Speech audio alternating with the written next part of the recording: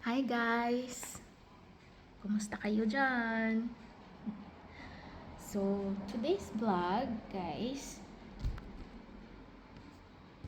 vlog ko today is ang paggamit ko ng Ozempic. Itong Ozempic, guys, is para sa to lose weight. Pero hindi lang siya to lose weight. Ito yung, I think, ginagamit din ito sa mga taong may diabetic. Wala akong diabetic, pero pwede din pala siya para sa mga taong may obese. Ako guys, na nagiging obese na ako. So, sobrang laki ko. Umabot ako ng 64 kilos. Nahirapan akong mag lose weight simula ng nanganak ako. So, nahirapan ako, palaki ng palaki yung tiyan ko. Hindi siya nadadala sa diet, hindi siya nadadala sa exercise. So, kami ng husband ko, nagde-decide kami na gumamit nito. Pero bago kami gumamit nito, nagpakonsulta muna kami sa doktor.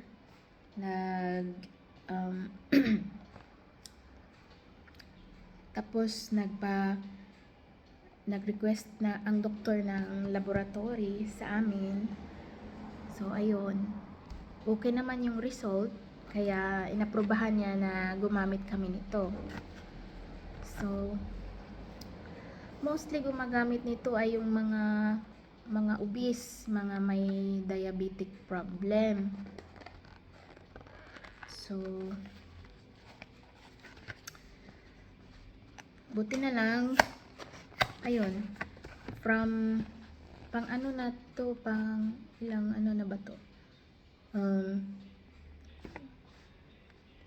months na ata kaming gumamit nito. 3 months. 3 months na ata. Ngayon, nag-lose weight naman. So far, nag-work naman. From 64 kilos, now 57 na lang ako. So, ayan guys. Once a week lang to gagamitin. Mag-inject. Tapos yung yung needle, maliit naman. Sobrang liit. So, hindi siya nakakatakot. Takot ako sa karayom, guys. So, ayan. Ayun. First na gumamit kami, first na inject is, sabi ng doktor, 0.25. 2 weeks. For 2 weeks. Every week, 0.25. Then, 0.25. Then, after that, 0.5 na. So, 0.5. Ngayon, 0.5 pa din.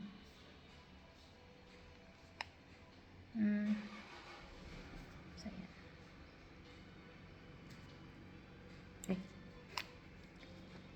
Ayan. Ganito yan.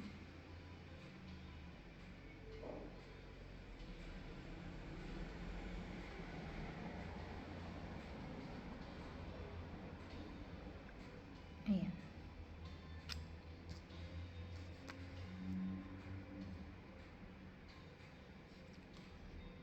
So, ganito yun. 25 so from 0 gawin ko siya 0.5.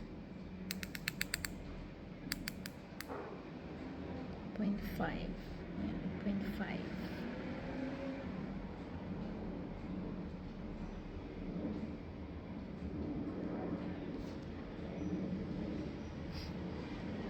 So, inject ko na siya.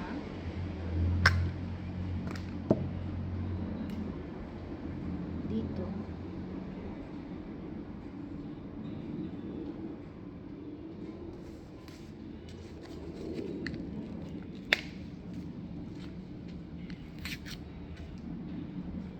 Siyempre, kailangan malinis.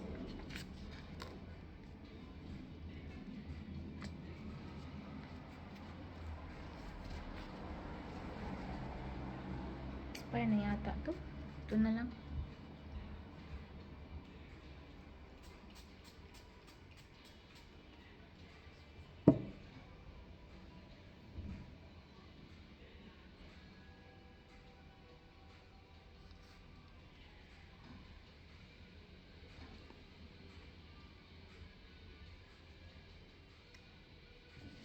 So, ayan, ready na ang karayong.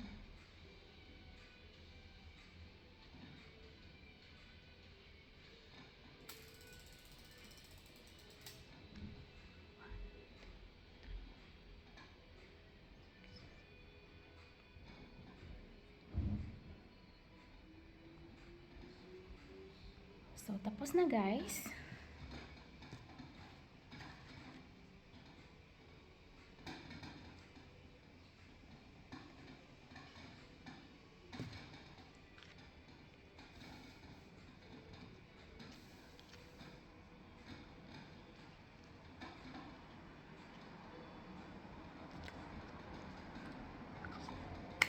So, once a week. So, once a week, mag-inject ka ng, like, halimbawa, ngayon, Tuesday. So, next dose mo is Tuesday. So, Tuesday, every Tuesday. Yung, actually, may mga side effect, but sa akin, wala naman. Yung side effect lang sa akin is mawalan ako ng gana ng kain, pero hindi yung totally walang gana talaga. So, ayan. Tapos na ang aking weekly task. So, ayan guys. Kung gusto nyo magpapayat na try nyo. Simpik. Pero, syempre, hindi yun basta-basta na hindi ito basta-basta mabibili lang. Kailangan may doctor's consent. So, dahil nga taba ko na, nagiging obese ako.